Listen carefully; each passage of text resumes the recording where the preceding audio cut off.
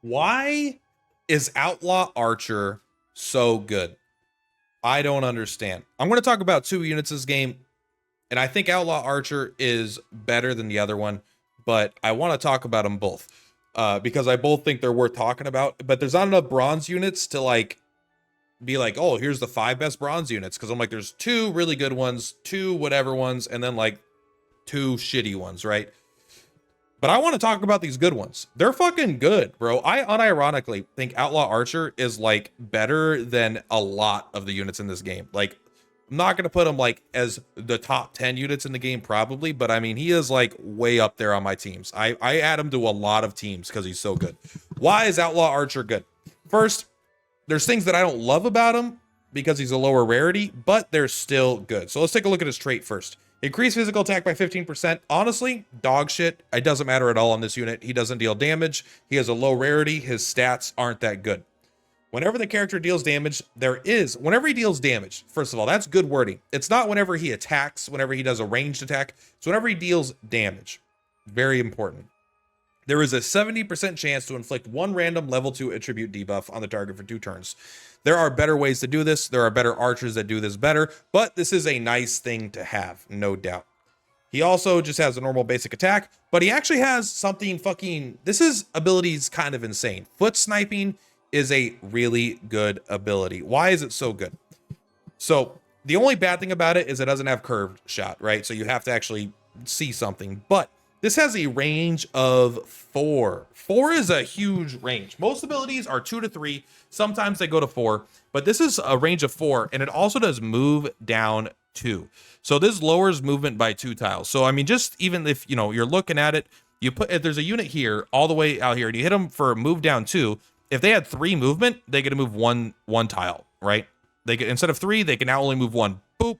If they had 4 movement, they can only go boop, boop. They can't reach him. He could kite people with up to 4 movement with this ability.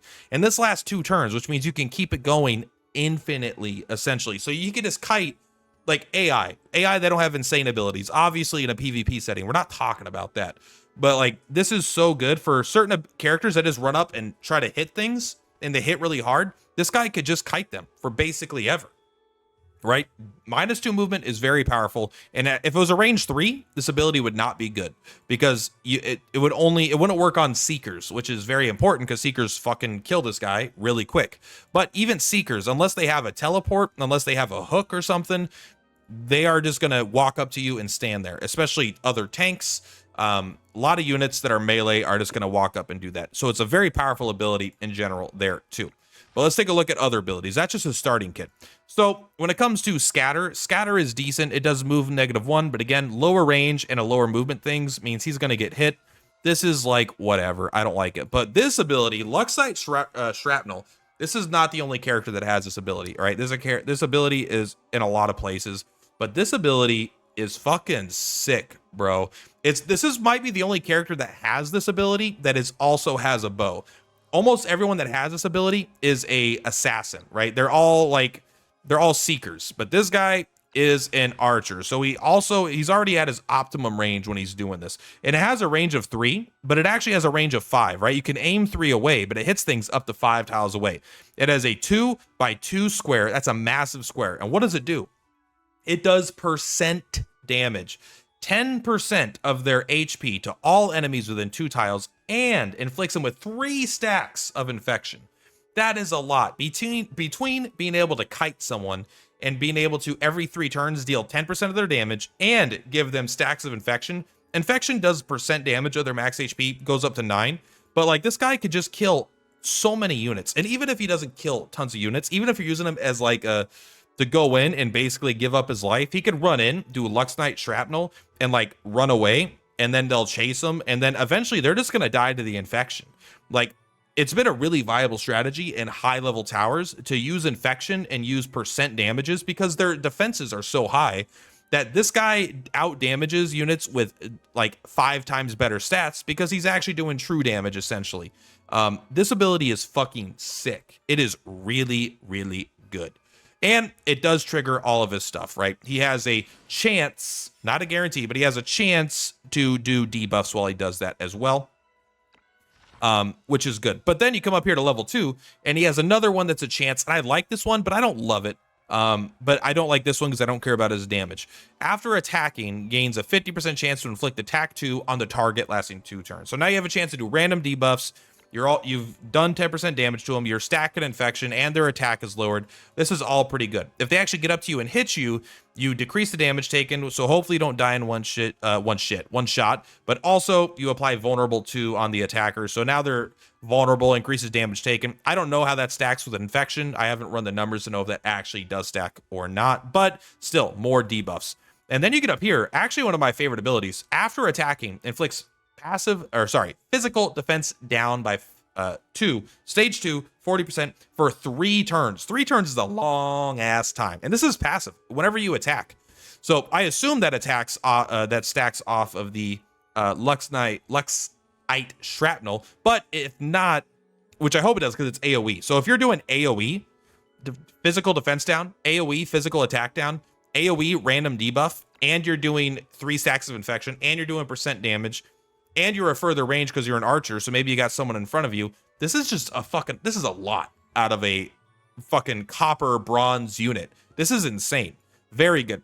Place trap, I think this is okay, not insane. But it's just like, this kit has been so good. I don't even have some of this later stuff that's good. Just having the ability to slow someone down with an arrow and being able to lower their attack, lower their defense, lower their movement, start stacking infection while doing percent damage. This unit has been insane. I don't know why he's this good. I feel like this unit is like a gold unit, like straight up. I think if he was a gold unit, they would give him like a little more, like this one it'd be 50%, this one it'd be 70%. They would boost some of these numbers, but like I genuinely think this unit is fucking great and you should be using it. Now, who else are we talking about? I'm talking about his brother. His brother, which is the other one that is very, very similar. I know I just passed him. Like most of these copper units are not good. I'll be honest. Like most of them, like they have some interesting stuff. Like I like Recruited Assassin a lot, but Outlaw Crossbowman is so good. I think Outlaw Crossbowman is better, but I have a tough time saying that for sure. So what is his passive? Deal 35% more damage when attacking an enemy with a debuff. I don't really care about dealing more damage in general because I don't think this works with piercing damage like this, which is his main ability. But he does get an armor piercing shot, 150% damage to one enemy, and it gets shield break, so it just does a bunch of damage. This ability is pretty good. I've had it do pretty good damage, but what really makes him good is this ability here. One of the best abilities, my favorite abilities. This ability is so fucking good. It's crazy that it's on this unit. It must be on something else. I'm sure it is, but this ability is sick. Single target attack. Deals piercing damage equal to 30% of the target's HP. This doesn't care about his stats. He could have an attack of fucking 1. He could have a magic of 1. This does piercing damage, which means it ignores, right? Piercing damage, it's direct damage that ignores physical defense and magic defense. And it does 30% of their maximum, not their current, of their maximum HP.